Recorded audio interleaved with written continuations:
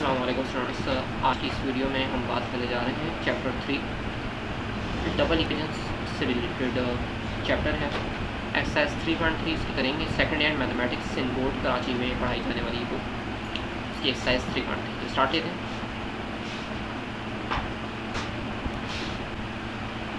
अच्छा जी, question number 1 है 3.3 find the equation of the pairs of lines representing jointly bye each of the following equation. ये हमें पहले find करना है कि इक्वेशंस कौन कौन सी हैं तो जो एक दूसरे में जॉइंट हुई हैं। दो इक्वेशंस होंगी लाइन की जो जॉइंट हुई है, तो ये एक कंबाइन इक्वेशन बनती है। ठीक है, दो लाइन की इक्वेशंस या दो मुख्तलिफ किस्म की लाइन्स की इक्वेशंस को कंबाइन कर ये इक्वेशन बनाई गई है। तो हमें find the equation of the pair of lines, उन दो मुख्तलिफ लाइनों की इक्वेशंस को फाइंड करना है। और दूसरा ये कि state the nature of lines. अब वो जो दो लाइन्स फाइंड करेंगे उनका नेचर भी फाइंड करना है। ये कुछ क्वेश्चंस हैं। फर्स्ट क्वेश्चन की तरफ चलना। अच्छा, फर्स्ट पार्ट में आप ज़रा देखिए कि हमने सबसे पहले सिर्फ और सिर्फ इसमें पहले तो वो सेकंड वाली कंडीशन फाइंड करनी है कि नेचर क्या है उस लाइन्स का जो कंबाइन हुई है। तो हमारे पास ये क्वेश्चन बना है। हमारे पास x² minus 5xy plus 6y² equal to 0 है। यहाँ a की वैल्यू 1 हो जाएगी। ये गलती से 4 मेंशन हो गया, यहाँ 1 समझें, 1 है a की वैल्यू। h की वैल्यू होगी -5, लेकिन -5 नहीं, इसे हाफ करेंगे, -5/2। ठीक है जी। उसके बाद b की वैल्यू सिंपली 6। तो हमारे पास ये कंडीशन है h² माइनस ab अगर 0 के इक्वल है तो वो लाइन इमेजनरी है, अगर 0 के से ग्रेटर है तो यहाँ पर रियल की कंडीशन में वो दो लाइन्स होगी। तो अभी हम देखते हैं कि h² माइनस ab से क्या आंसर आता है। h² यानी -5/2 का स्क्वायर, ये ले लीजिए 25/4 का स्क्वायर, 25/4 -5/2 का स्क्वायर आ गया, माइनस ए बी की वैल्यू 6 और 1। सही है, इसे अगर 1 कंसिडर करेंगे जब भी बनेगा ये ए बी का प्रोडक्ट जो है ए और बी का, वो 6 1 सा 6 बनेगा। ठीक है, तो ये 6 आ गया और ये एलसीएम दिया गया है तो 4 एलसीएम आएगा, 4 6 24, क्रॉस मल्टीप्लाई तो 25 में 24 लेस 1 आ गया, नीचे 4 एलसीएम जो दिया था वो होगा। तो 1/2 का स्क्वायर है ये h² माइनस ab। अब आप देख सकते हैं पॉजिटिव वैल्यू आई है। ठीक है, 1/4 भी क्या है, पॉजिटिव है। तो 0 से बड़े होते हैं नंबर पॉजिटिव। इसका जो आंसर आया है h² माइनस ab का वो पॉजिटिव है, यानी 0 से ग्रेटर है। 0 से अगर ग्रेटर है तो हमारे पास ये कंडीशन आ रही है कि h² माइनस ab को राइट साइड शिफ्ट कर दें, h² is greater than ab। It represent two real and distinct lines passing through origin. ठीक है, ये हमें ये रिप्रेजेंट कर रहा है कि दोनों लाइन्स ओरिजिन से पास हो रहे हैं। अच्छा, अब नेक्स्ट क्वेश्चन की तरफ चलते हैं।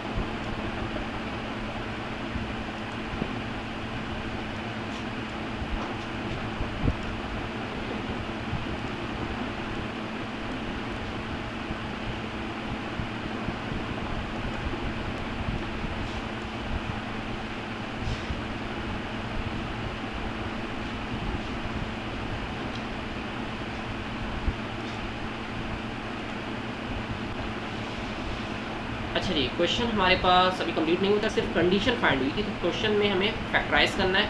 तो अगर उस क्वेश्चन की जो इक्वेशन थी उसे मिडिल टर्म ब्रैकेट के जरिए फैक्टराइज करें, x + 2y और x - 3y ये दो फैक्टर्स आएंगे। आई होप कि आपको मिडिल टर्म ब्रैकेट का प्रोसेस याद होगा। तो उस तरीके से हमारे पास x - 2y, x - 3y ये दो फैक्टर्स आ जाएंगे।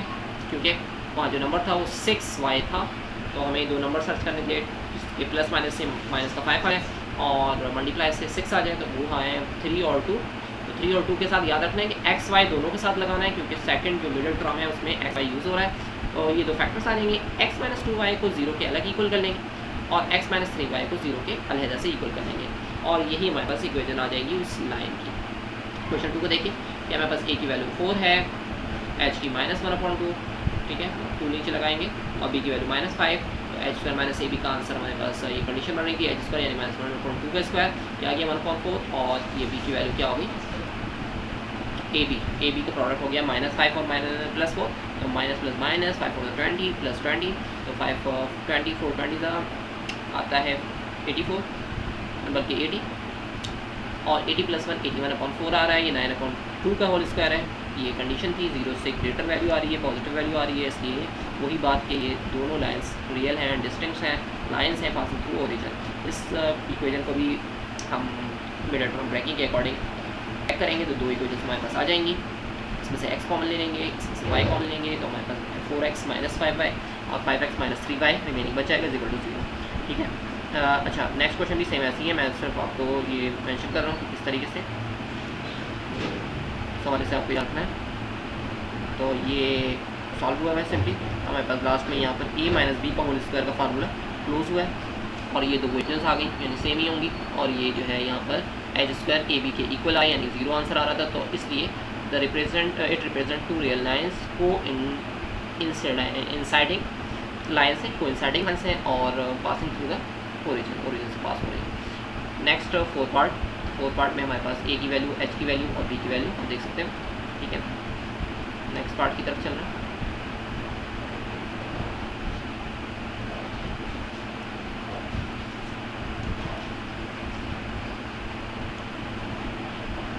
फोर्थ पार्ट का remaining part H square minus A B को सॉल्व करा तो 9/4 प्लस 10 ये वैल्यू आ गई, ग्रेटर है 0 से, सही है वही कंडीशन रियल वाली मेंशन कर देंगे। फिफ्थ पार्ट में हमारे पास जो आ रहा है नेगेटिव आंसर आ रहा है, तो नेगेटिव अगर आ रहा है तो ये हमारे पास H square minus A B की वैल्यू 0 से लेस है। 2 imaginary lines passing through origin से पास होंगी और ये इमेजनरी लाइन्स कहलाएंगी। अच्छा, ये टर्म अगर ये हमारे पास इक्वेशन आप देख लेंगे 5 7 35 होता है, दो नंबर नहीं है ऐसे जो 35 आ जाए मल्टीप्लाई से और 3 भी आए, तो इसलिए हम क्वाड्रेटिक फार्मूले के थ्रू से ब्रेक करेंगे तो 2 हमारे पास ये स्क्वायर आ जाएंगे।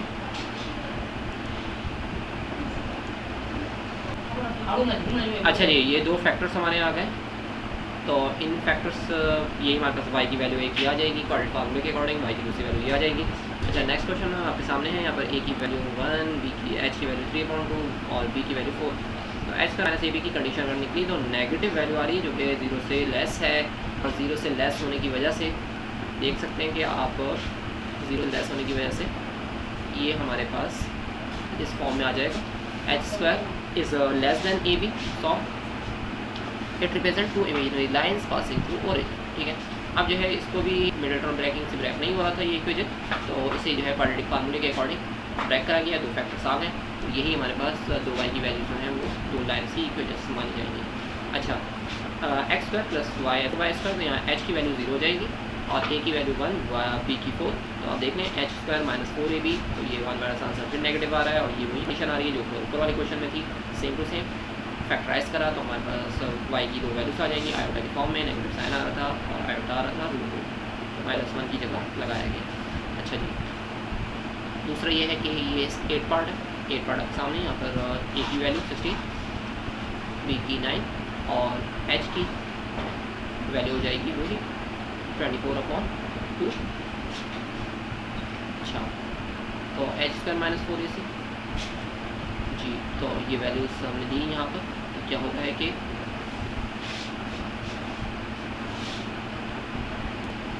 पॉजिटिव आंसर आ रहा है, H square minus 4ac positive अगर आ रहा है तो हमारे पास ये जो टर्म होगा ठीक तो होगा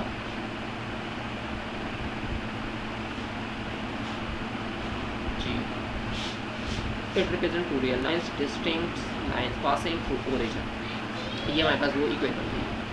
नेक्स्ट पार्ट की तरफ चलते हैं, ये से फैक्टराइज कर दिया गया, तो क्वाड्रेटिक फार्मूले के अकॉर्डिंग फैक्टराइज करा गया और बाकी इसकी वैल्यूज आ गई हैं। नेक्स्ट क्वेश्चन नंबर 2, ये कुछ पार्ट्स हैं, find the pairs of lines of represent by each of the following equation are perpendicular और पैरेलल। परपेंडिकुलर हो या पैरेलल हो, दोनों कंडीशन हो सकती हैं, सही दोनों एक होंगी, लेकिन हम जो भी मेंशन कर दें, और अगर नहीं पैरेलल है या परपेंडिकुलर है या नहीं है तो ये हमें फाइंड करना है। तो ये हमारे पास फर्स्ट क्वेश्चन था, फर्स्ट क्वेश्चन में 2x square plus 16xy plus 2y square, इसमें a की value 2, a plus B find करना, a की 2 b की 2 है, तो a प्लस बी हमारे पास अगर 4 आ रहा है तो a प्लस बी अगर 4 आ रहा है यानी पॉजिटिव वैल्यू आ रही है और 0 नहीं आ रही, देन परपेंडिकुलर, ये हमारे पास लाइन्स नहीं है, the 2 lines are not perpendicular since the lines pass through the origin, lines are not parallel. ठीक है, हमारे पास परपेंडिकुलर भी नहीं है और पैरेलल भी नहीं है, नाइदर परपेंडिकुलर नॉट पैरेलल। तो यही है कि a प्लस बी की वैल्यू यानी a प्लस और b का सम जो होगा वो 0 के इक्वल हो गया तो परपेंडिकुलर हो जाएगा या पैरेलल हो जाएगा, नहीं अदरवाइज जो होगा वो ये कि हमारे पास ये इक्वेशन जो होगी ये परपेंडिकुलर और पैरेलल नहीं होगी। अच्छा, ये क्वेश्चन है यहाँ पर a की वैल्यू 2 और ये -2, तो a प्लस बी 0 आ जाएगा। देखते हैं नेक्स्ट स्टेप। अच्छा, ये आ गया। तो a प्लस बी जीरो आ गया, a plus B zero, then his lines are perpendicular. Same to same इस क्वेश्चन में भी हमारे पास a और b 1 माइनस 1 जीरो आ रहा है, तो यहाँ पर his lines are perpendicular. Parallel भी लिख सकते हैं, परपेंडिकुलर भी लिख सकते हैं, लेकिन जब जीरो a प्लस बी का सम आ जाए, ये a और b का सम आ जाए। अच्छा, यहाँ पर भी 1 प्लस 1 आ रहा है, a की वैल्यू 1, b की 1, तो 2, तो 2 जब आ रहा है तो हमारे पास दिस लाइन नॉट परपेंडिकुलर, कोई तमाम वर्डिंग यूज़ करनी है, ठीक है। यहाँ पर 1 और -1, देन 0 और परपेंडिकुलर, यहाँ पर 6 minus 6, then 9 are perpendicular. Next question 7 question है।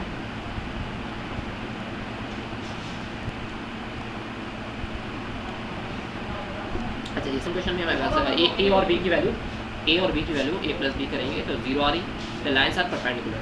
सो यहाँ पर 3 प्लस 3 यानी 6 आ रहा है, तो नॉट परपेंडिकुलर। और पैरेलल यहाँ पर 6 माइनस 6 0 आ रहा है, तो lines are perpendicular. Question number 3 important question है, यहाँ से स्टार्ट हो रहे हैं इस एक्सरसाइज के important question. Find the combined equations of the pairs of line through the origin which are perpendicular to the lines represented by।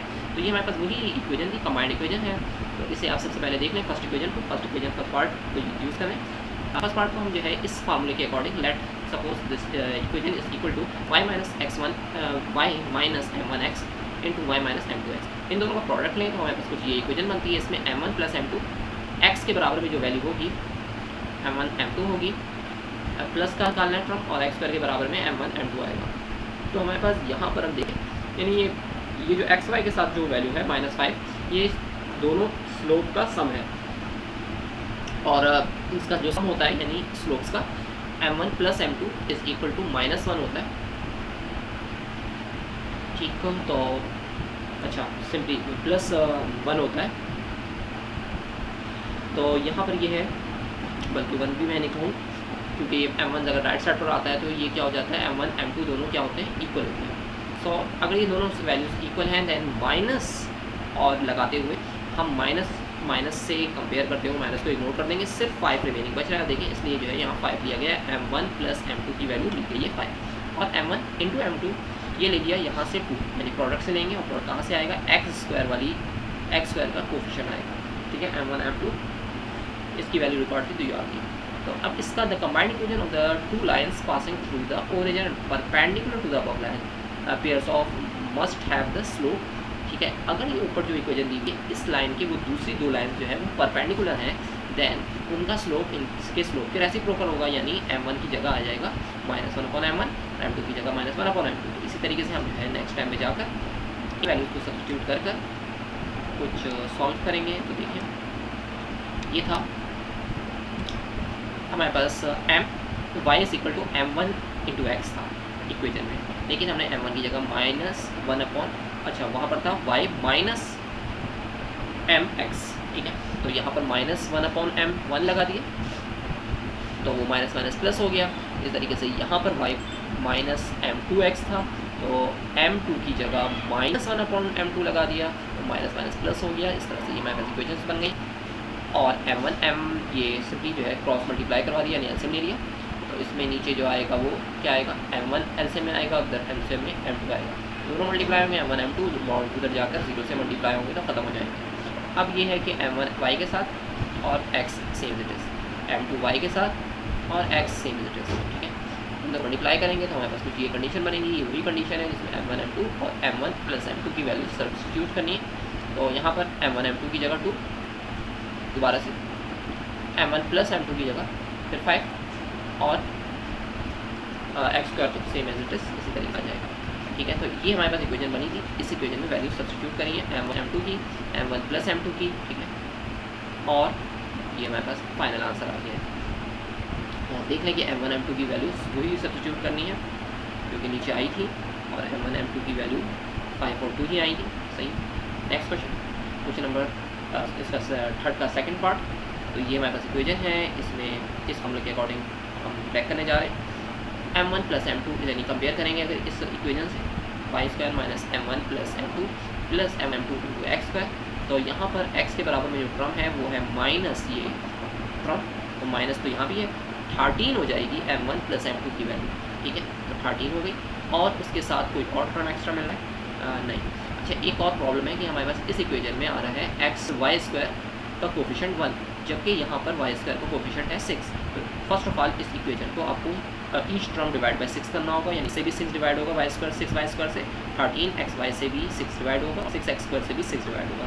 यहाँ 6 cut जाएंगे, यहाँ 6 कट जाएंगे और 13/6 जो वैल्यू आएगी वो इसकी आएगी, इसलिए यहाँ पर 13/6 ली गई है। ठीक है, और m1 m2 की वैल्यू भी हमारे पास 1 आएगी, जबकि 6 नहीं आएगी, क्योंकि हमने देखा अभी 6 को डिवाइड जब करा तो 6 वहाँ से कैंसिल हो गया, इसलिए 1 वैल्यू आएगी m1 m2 की। तो कंबाइंड इक्वेशन की वजह से हम उसका वही रेसिप्रोकल परपेंडिकुलर होगा, तो इसलिए -1/m1 लेंगे, -1/m लेंगे। अब हमारे पास फार्मूला कुछ चेंज हो गए, उसी तरीके से पिछले क्वेश्चन की तरह ये सब ऐसे लिख दिया, इसे फिर मल्टीप्लाई एलसीएम वगैरह लिया, एलसीएम लेकर मैं 1 m2 इधर जाकर 0 से खत्म हो गया। अच्छा जी, मल्टीप्लाई कराया सिंपली, तो मल्टीप्लाई कर रहे हैं और उसमें फिर कॉमन कर रहे हैं एक्स वाई को इधर, और इधर वाई स्क्वायर तो वैसे ही से आ रहा होगा।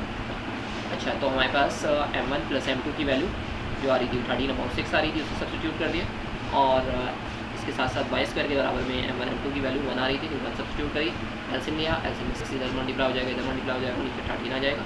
तो हमारे पास सेम वही इक्वेशन आई है, बस सिर्फ और सिर्फ आप देख सकते हैं यहाँ माइनस का साइन था, यहाँ प्लस का साइन था, तो इक्वेशन के परपेंडिकुलर केस में ये लास्ट आएगा। अच्छा, ट्रेस द पेयर्स, ये ट्रेस करना है, ये ट्रेसिंग का वर्क है, मैं आपको थोड़ा सा समझ कर दूँ। कंबाइंड इक्वेशन है, ट्रेसिंग नहीं ग्राफ पर करनी होती है, तो कंबाइंड इक्वेशन किस तरीके से ग्राफ पर प्लॉट करना है, तो इसको पहले तो 2 इक्वेशंस में ब्रैक कर लेना है, मिडल टर्म ब्रैकिंग से, ठीक है, मिडल टर्म ब्रैकिंग से डिवाइड कर देंगे। एक ये इक्वेशन आ रही है, एक दूसरी इक्वेशन आ रही है, एक इक्वेशन की हमारे पास ये टेबल बन गई, उसी तरीके से ग्राफ की टेबल मेंशन होती थी, और ये हमारे पास टेबल बन गई। इसमें हमने ये जो वैल्यू लेनी है ऊपर वाली, अपनी मर्ज़ी से एक वैल्यू हम अपनी मर्ज़ी से डिसाइड कर लेंगे, दूसरी वैल्यू को इक्वेशन की हेल्प से निकाल लेंगे, और यहाँ कह रहे हैं एक्स वाई की इक्वल है, देन जो एक्स की वैल्यू होगी वाई की होगी, तो यहाँ पर y = x/2 है, यानी y x को हाफ करें तो y आएगा, तो x जो था 0 आएगा, 2 तो हाफ कर दें 1 आएगा, -2 हाफ कर दें -1 आएगा, 4 हाफ कर दें तो 2 आएगा, -4 को हाफ कर -2 आएगा, सिंपल से। तो इसे जो है ग्राफ पर प्लॉट करना है, और आपको ग्राफ की प्लॉटिंग आती है, इसी से ग्राफ पर प्लॉट किया जाएगा। नेक्स्ट आई होप अगर नहीं आती तो आप उससे रिलेटेड वीडियोस चेक कर सकते हैं और कमेंट सेक्शन में भी डिस्कस कर सकते हैं। अच्छा, ये नेक्स्ट क्वेश्चन भी इस तरीके से है, मैं सिर्फ मेंशन कर रहा हूँ क्वेश्चन को, इक्वेशंस ये आपके सामने मेंशन है, ठीक है जी। अच्छा जी, ये 4 पार्ट था। अब क्वेश्चन 5 आ रहा है। क्वेश्चन में हमारे पास find the angle between the lines represented, angle find करना है इनके दरमियान कंबाइंड इक्वेशन। इसमें हमने सबसे पहले ए, एच और बी निकाला। एच उसी तरीके से -5/2, ए की वैल्यू 1, बी की वैल्यू 6। तो ये फार्मूला है हमारे पास टेंजेंट थीटा = 2 × h² रूट में h² - ab upon a + b। तो ये हमारे पास इक्वेशन आई। तो देखिए आपके इसमें क्या करा गया जी, ये वैल्यू आ रही है, तो इससे मैं वैल्यू सब्स्टिट्यूट करें और सिंप्लीफाई कराएं, तो ये हमारे पास आंसर आ रहा है फाइनल पे, ठीक है। इस आंसर के नेक्स्ट स्टेप ज़रा देख लें जी। तो ये वैल्यू आई थी, तो टेंजेंट थीटा की इक्वल थी, इससे सब मजीद सॉल्व करा, 2 कैंसिल हो गए, तो 1/7 आया। टेंजेंट रिवर्स लिया, तो जो भी आएगा तो इस तरह से हम आंसर को मेंशन कर देंगे। अच्छा जी, नेक्स्ट क्वेश्चन पार्ट 2 है। उसी फार्मूले में वैल्यू सब्स्टिट्यूट करें, थीटा की वैल्यू टेंजेंट थीटा 1 के इक्वल आ रहा था, कैंसिल हो रहा था एंड में जा, तो यहाँ पर theta will B = 45।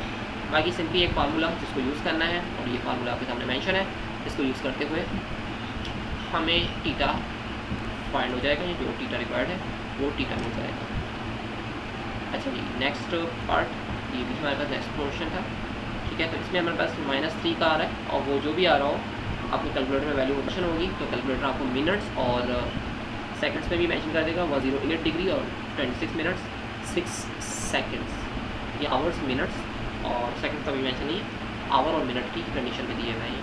Find the value of A and B for which of the 2 lines, 2 lines हैं, तो उसमें ए और बी की वैल्यू फाइंड करनी है। नो कॉमन पॉइंट नहीं है, और पैरेलल कोइंसाइडिंग, 3 कंडीशन दी हुई हैं। तो फर्स्ट तो ये 2 इक्वेशन थी, इन्हें सिंप्लीफाई करेंगे, एक्स और एक्स की वैल्यू निकाल ली, ठीक है। एक्स वैल्यू आती है, तो ए की वैल्यू हमें कुछ दी हुई थी नहीं, अच्छा, ए की वैल्यू इफ़ ए = 3, इन्होंने ए को 3 कंसिडर कर लिया, क्योंकि अगर ये 0 के इक्वल हो रहा है और ये टर्म पूरी 0 जा रही है, x 0 हो जा रहा है, there will be not common point, hence the coordinate of one common point is a is not equal to 0, ठीक है। तो a is not equal to 0, a 0 3 के तो इक्वल हो नहीं सकता, क्योंकि अगर 3 के इक्वल हो जाए तो ये टर्म 0 हो जाएगा, 0 से ही मल्टीप्लाई होगा, तो ये पूरी टर्म 0 हो जाएगी, नॉन डिफाइंड हो जाएगी, x की वैल्यू 0 आ जाएगी, इसलिए ये 0 नहीं हो सकता। तो इसलिए मैं सिंपली यहाँ पर जो मेंशन करना था वो ये हैव वन कॉमन पॉइंट है। कॉमन पॉइंट हमें पता चला 0 की इक्वल करने की वजह से कि कॉमन पॉइंट तो नहीं है। ठीक है जी। तो इस तरीके से स्लोप ऑफ फर्स्ट इज, पहले का स्लोप दे दिए a/2, कह रहे हैं आज पैरेलल है तो a को 2 से डिवाइड कर देंगे पैरेलल की कंडीशन के हवाले से। स्लोप ऑफ 2 का जो स्लोप आएगा 6/4 आएगा। स्लोप कैसे निकालते हैं, माइनस a/b होता है तो माइनस a/-2 और a/2 हो गया और फिर -6/-4 तो माइनस कैंसिल हो जाएगा, सीधे से 2 2 4 3/4 ये वैल्यू आ जाएगी और 3/2 ये वैल्यू आ जाएगी। अच्छा जी, अब क्रॉस मल्टीप्लाई करवा लें तो उधर भेजें तो दोनों को कंपेयर किया, दोनों को पैरेलल की कंडीशन में सही है। m1 m2 पैरेलल की कंडीशन में ये होते हैं। देन m1 का स्लोप a/2, m2 का स्लोप b/2, दोनों को कंपेयर करा तो a की वैल्यू हमारे पास फाइनल आ रही है 3। नेक्स्ट पार्ट की तरफ चल रहे हैं। थर्ड पार्ट तो उसमें भी सिंपली यही करा गया है कि इसी का जो थर्ड पार्ट था, इफ द लाइन्स को इनसाइड, तो को इनसाइड में बस a/c जो फर्स्ट का जो स्लोप आया है वो हमारे पास से जो है -2/4 के इक्वल करते हुए ये फाइनल आंसर आ रहा है जी। a की वैल्यू आ रही है 6 और 6 आ रही है, 6 × 1/2 तो 2 3 × 6, a की वैल्यू 3 आ गई और b की वैल्यू 2 आ जाएगी। को इनसाइड एंड की फॉर्म में हमारे पास ये दो स्लोप सी को यूज़ किया गया, a की वैल्यू 3 और b की वैल्यू 2 आ जाएगी। क्वेश्चन नंबर 7, लैम्डा और ये म्यू की वैल्यू फाइंड करनी है। ये इक्वेशन की पैरेलल है, कॉन्साइड है और परपेंडिकुलर है। m1 m2 इक्वल होंगे, अगर पैरेलल है तो हमारे पास इसका जो स्लोप आएगा, ये हमारे पास स्लोप जो आएगा वो कुछ इस अंदाज से कि λ/8 जी, -λ/8 की वैल्यू आ गई। इस तरीके से 2 -2/λ, ये m2 का स्लोप आ जाएगा। m2 के हवाले से जो बात करें तो यहाँ पर ये इक्वेशंस इन्होंने फिलहाल एक दी हुई। अच्छा,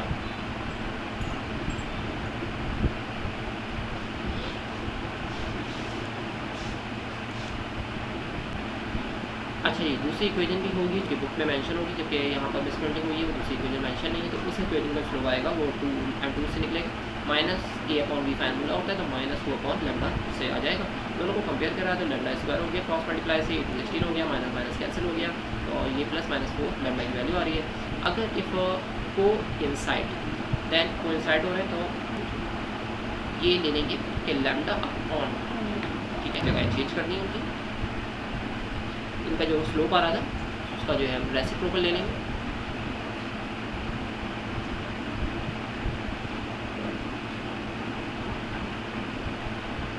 अच्छा, दूसरी चीज़ एक और के वो ये कि इसका जो है हम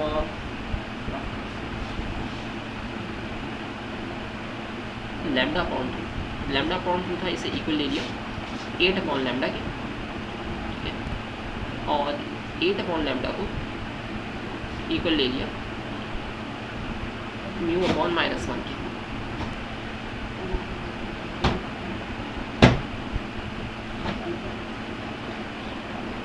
अच्छा, तो इन दोनों को कंपेयर कर इस फॉर्म में,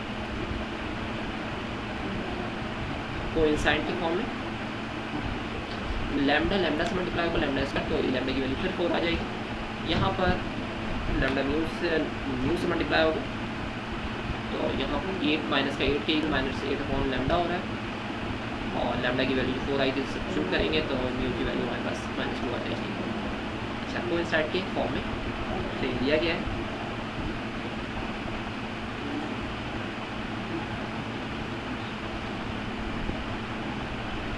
अच्छा जी, नेक्स्ट एक परपेंडिकुलर, तो परपेंडिकुलर अगर है तो ये दोनों स्लोप इक्वल होंगे, प्रोडक्ट इक्वल होगा -1 के। तो पहला स्लोप था -λ/n, दूसरा था -2/λ।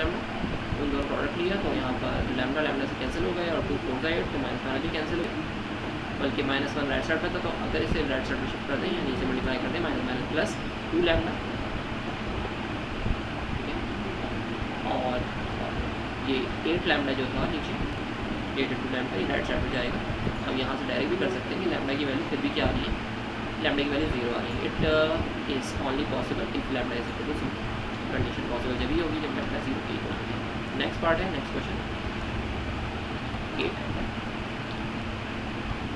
The gradient of one of the lines, ये लाइन है, is twice of the other show that की कंडीशन है। ठीक है, तो लाइन्स की ग्रेडियंट्स हमारे पास एक लाइन का ग्रेडियंट ट्वाइस है, डबल है दूसरी लाइन की, तो हमें कंडीशन को यूज़ करते हुए वेरीफाई करना है। फर्स्ट ऑफ ऑल इससे मिडिल टर्म ब्रेकिंग नहीं हो रही थी, तो क्वाड्रेटिक फार्मूला लगाते हुए फैक्टर्स निकालें। दो फैक्टर्स आए, इसमें जो पहला फैक्टर आएगा given that m1 is equal to m2 2m2। ठीक है, ये वो कंडीशन दी हुई है कि पहले का जो स्लोप है 2 डबल है सेकंड वाले के स्लोप के, ये वाला पहला है, और 2 से मल्टीप्लाई कर देंगे सेकंड वाले को, इस सेकंड वाले को। ठीक है, तो यहाँ पर ये b भी तो हमारे पास दोनों साइड पर इक्वल है, इसलिए कैंसिल हो जाएंगे। 2 इधर मल्टीप्लाई हो रहा है, 2 इससे मल्टीप्लाई हुआ, और यहाँ पर सिंपली अगर 2 को इधर मल्टीप्लाई करें तो जी स्टेप तो सामने क्लियर है, लेकिन से भी मैं थोड़ा सा एक्सप्लेन कर दूँ। -h राइट साइड पर आ गया, या ये -h एक राइट साइड पर भेज दें, इधर आ जाएगा, +h हो जाएगा, +h हो जाएगा, और -2h हुआ था, या 2 का भी यहीं रखें, तो यहाँ से h को राइट साइड पर शिफ्ट कर दिया, -h लिख दिया इधर बाद में। ठीक, उसके बाद ये -h भी बाद में लिखा गया, सिर्फ -h से आप कंसिडर करें। नेक्स्ट टाइम में 2 जब मल्टीप्लाई होगा तो 2 बनेगा, अभी 2 नहीं है यहाँ पर। ठीक है, इसके बाद ये इक्वेशन आई थी, ये तो सेम एज इट इज आ रही है, 2 इससे मल्टीप्लाई होगा तो इसके साथ लिख दें, और 2 जब इससे मल्टीप्लाई होगा तो -2h आएगा। ठीक है, यानी 2 से h से मल्टीप्लाई होगा तो -2h आएगा, ये वाला स्टेप में 2 पहले से लिख दिया गया है। अगर ये इसमें देखें तो -h राइट साइड जाता है तो +h हो जाएगा। ठीक है, तो -2h +h, तो -h ये आ गया, फिर से -h, ये वाली वैल्यू लेफ्ट साइड में जाती है तो +2 हो जाएगी, और +2 के साथ जो वैल्यू है वही सेम वैल्यू है, तो 2 और +1, तो ये 3 टाइम्स हो जाएगी। दोनों साइड पर स्क्वायरिंग कर देंगे रूट को कैंसिल करने के लिए, तो स्क्वायर करेंगे तो 3 का स्क्वायर, h का स्क्वायर, और ये रूट कैंसिल हो गया इससे। 9 इससे मल्टीप्लाई होगा, 9h स्क्वायर, 9 अच्छा जी, ये हमारे पास बाकी h ये कंडीशन आ रही है एंड में, h स्क्वायर इधर था तो उसे उस साइड पर शिफ्ट कर देंगे, तो -h स्क्वायर हो जाएगा, 9h square -h square 8h square, और -9ah इस राइट साइड पर आएगा तो +9ah हो जाएगा। क्वेश्चन नंबर 9, क्वेश्चन नंबर 9 में find the centroid of the triangle equation use, ये दो इक्वेशंस हैं, सेंट्रॉइड फाइंड है, तो इसे मिडिल टर्म नहीं ब्रेक हो रही थी, तो इसलिए क्वाड्रेटिक फार्मूले के थ्रू ब्रेक करा है, दो फैक्टर्स आए। देखिए फिर इस फैक्टर्स में क्या करा गया कि उसके दो फैक्टर्स आ गए, y की वैल्यू एक -2 और एक दूसरी समथिंग वैल्यू आई है।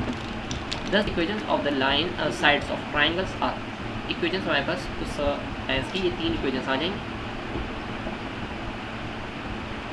अच्छा, ये कैसे आएंगे थोड़ा सा इसे देखें। एक तो इक्वेशन थी हमारे पास y is equal to 2x आई थी, सही है, इसे डिवाइड करें 42 का होता है, और ये 14 इसकी कटिंग हुई तो तकरीबन 6/7 x ये आ जाएगी वैल्यू, और वो दो इक्वेशन हमें दी हुई थी, बल्कि हाँ जी इसमें ये कंबाइंड इक्वेशन है और सिंगल इक्वेशन है। सिंगल को तो एक बार सिंगल फॉर्म में ही लिखेंगे, लास्ट में लिखेंगे, और कंबाइंड इक्वेशन थी उसे ब्रेक कर दिया गया, उसे ब्रेक करा तो यहाँ पर दो इक्वेशन और मजीद बनी, और वही इक्वेशन यहाँ मेंशन हुई है, तो 2x - y = 0 इससे बन गया, और यहाँ पर ये 7 उधर गया तो 7y और into 6y 6x, 6x - 7y = 0 के अकॉर्डिंग मैं मेंशन कर सकता हूँ।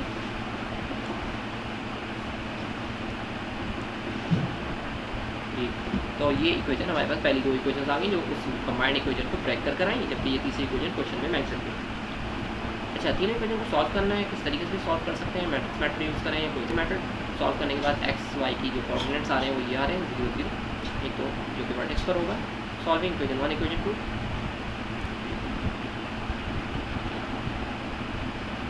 सही है, इक्वेशन 1 इक्वेशन 2 को सॉल्व करना है।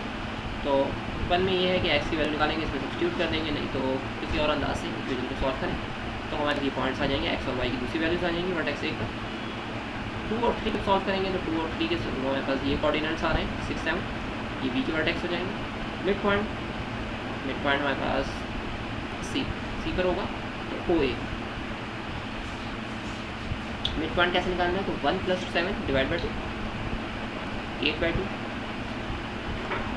ए के कोऑर्डिनेट्स है, तो ओ और ए का ये है और 0, ओ तो ओरिजिन था, ओ का 0 है, ए का 1, तो x1 + x2 अपॉन 2 फार्मूला होता है, 0 + 1 डिवाइड बाई 2, तो यानी 1/2 हाफ आ गया, और 0 + 2/2, तो 2 0 यानी ओरिजिन का एक कोऑर्डिनेट था 0, तो यहाँ पर y की वैल्यू थी 2, तो 0 + 2 2 आएगा, 2/2 जब करा फार्मूला के अकॉर्डिंग 2 से डिवाइड करेंगे 2 आएगा।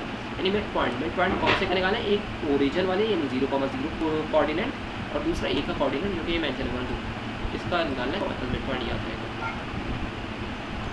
अच्छा, ये मिड पॉइंट है now the centroid of O A B G X Y which divides B C को जो रेशियो से डिवाइड कर रहा है वो 2:1 है, कहाँ से पता चला, तो हमारे पास डिवाइड करने का पता चल गया, और ये जो कोऑर्डिनेट्स आए थे वो ये थे, एक्स वाई ये था, सी ये था, ठीक है।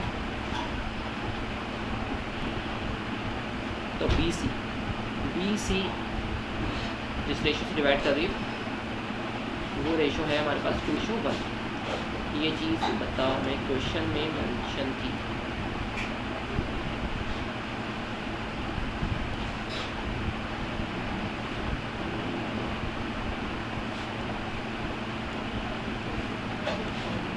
अच्छा जी, तो रेशो हमारे पास कहाँ से आई है इसे चेक करते हैं।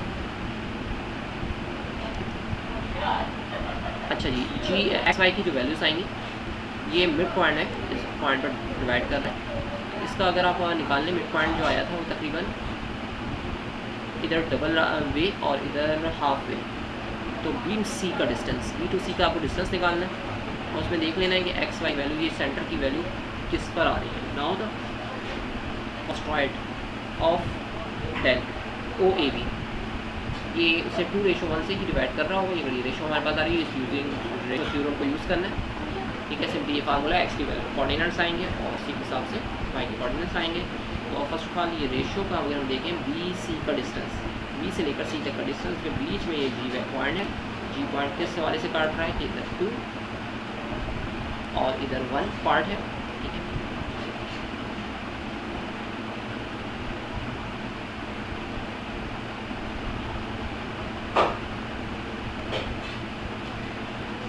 अच्छा जी, तो x की इस हमारे पास रेशो थ्योरम में ये वैल्यू सब्स्टिट्यूट करें तो हमारे पास x कोऑर्डिनेट 8/3, y कोऑर्डिनेट 8/3 आ रहे हैं, g की वैल्यू ये आ जाएगी। अच्छा, क्वेश्चन नंबर 10 है। क्वेश्चन 10 में भी हमारे पास ये इक्वेशन दी हुई है, शो दैट द लाइंस, ये दो लाइंस है, ये कमांड जी कमांड इक्वेशन है, ये सिंगल इक्वेशन है। फॉर ट्राइंगल फॉर्म कर रहे हैं तो कमांड इक्वेशन को ब्रेक करा, दो इक्वेशन बन गई, ये दो बन गई, और ये तीसरी इक्वेशन तो क्वेश्चन में मेंशन थी, x + y = 3, ठीक है। थर्ड इक्वेशन की तीनों इक्वेशन को 1 बाय 1 सॉल्व करेंगे। इक्वेशन 1 और 2 को सॉल्व करा तो वो तो उसमें ओरिजिन का इज़ 1 वर्टेक्स, एक वर्टेक्स है, देन ओरिजिन पर होगा। इक्वेशन 1 और 2 को सॉल्व करा तो हमारे पास x की वैल्यू ये आ रही है और y की कुछ वैल्यू आ रही होगी, देख लेते हैं जी। x की वैल्यू ये आ रही थी, y की 3 - x आ रही है। अच्छा, दोनों की कोऑर्डिनेट्स मेंशन कर दिए। अच्छा, ए पॉइंट अगर हमारे पास ये दो आ रहे हैं, ये कोऑर्डिनेट्स आ रहे हैं, इस वर्टेक्स एज अनदर वर्टेक्स, दूसरा वर्टेक्स है हमारे पास ट्राइंगल का। सेकंड और थर्ड को इक्वेशन को सॉल्व करा तो हमारे पास उसमें ये x की वैल्यू ये आ रही है और y की जो वैल्यू निकाली तो y की वैल्यू ये आ गई, ये कोऑर्डिनेट्स आ गए। थर्ड वर्टेक्स हो गया, यूजिंग डिस्टेंस फार्मूला से ओ ए का डिस्टेंस निकाल लेंगे, ओ टू ए का डिस्टेंस, तो ये डिस्टेंस आ रहा है 6, ओ टू बी का डिस्टेंस 6 और ओ टू 6 सी का वो भी सेम अगर ये आता है ये डिस्टेंस फार्मूले से 6, देन तीनों साइड्स इक्वल है और हमारे पास ट्राइंगल इक्वल लेट्स ट्राइंगल है सो जिसके तीनों साइड्स इक्वल होते हैं। क्वेश्चन नंबर 11, ये हमारे पास लाइन्स थी y -2 इस इंटरसेक्ट द पेयर, ठीक है। तो ये हमारे पास ये equation if the lines intersect, their lines, दो लाइन्स, एक ये लाइन है, एक कंबाइंड लाइन है, इसको इंटरसेक्ट कर रही है और कंबाइन कर इन A B and if O is the be the origin, O origin है, find the area of the triangle, triangle का एरिया फाइंड करना है, वो एक, ठीक है, यानी ओ पॉइंट एक ए है, एक बी है, ओ पॉइंट ओरिजिन पर है। तो कंबाइंड इक्वेजन को फर्स्ट ऑफ ऑल ये इक्वेजन लिख दी, इस कंबाइंड इक्वेजन ब्रेक करा, दो इक्वेजन मजीद बनाई, तीनों इक्वेजन को सॉल्व करने की खास ज़रूरत नहीं थी। मेन जो हमारे पास एरिया फाइंड करने का फार्मूला है वो ट्राइंगल या area O A B triangle का 1/2, यहाँ पर हम मेंशन कर देंगे फर्स्ट ओरिजिन था तो 0 0, इधर तो 1 1 बनाएंगे, तीनों बनाएंगे, इधर सेकंड पॉइंट 2 2, वो 12 1 2, ये 12 1 2 वाला ले लिए और ये ए वाला पॉइंट यहाँ ले लिया 2 2। तो इसे आप जानते हैं किस तरह सॉल्व करते हैं, तो यहाँ पर तो 0 0 ही है तो ये 1 को लेंगे, इसके रो और कॉलम को छोड़ देंगे, 12 2 से मल्टीप्लाई होगा, 2 2 से मल्टीप्लाई होगा, 2 2 का 4, 12 2 का 24, 24 माइनस 4, 1/2 ऐसे ही चल रहा था, 24 में से 4 लेस करें 20 आ गए, तो माइनस डिवाइड करा 2 से 10 आता है, 10 स्क्वायर यूनिट हमारा फाइनली आंसर आ रहा है। चलो नेक्स्ट पार्ट, एक पार्ट हमारा है एक्सरसाइज का question number 12, prove that formula A of section this remains valid even b is equal to 0 के लिए, when b is equal to 0। तो ये कुछ कंडीशन है कि हमारे इन सेक्शन 3.14 ये कुछ फार्मूला क्वेश्चन से रिलेशन दे रहे हैं।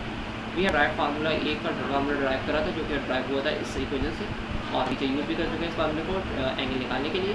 b अगर 0 के इक्वल है, ये कंडीशन क्वेश्चन में दी हुई है, तो यहाँ पर ये है कि इस इक्वेशन जिससे ये फार्मूला निकाला गया इसमें b की जगह अगर 0 पुट कर दें तो ये फर्स्ट 2 टर्म्स रह जाएंगे, इसमें से x कॉमन ले लेंगे तो ये टर्म बचेगा, x इज इक्वल टू 0 हो जाएगा अलग से, 2 लाइन्स आप रिप्रेजेंटेड आर इस तरीके से रिप्रेजेंट हो गई 2 लाइन्स। तो equation 1 x is equal to 0 in the equation of y axis पर है, इक्वेजन 2 स्लोप इसका जो है 1 प्लस ये आ रहा है, माइनस a अपॉन b होता है, ठीक है, तो a अपॉन 2h हो जाएगा।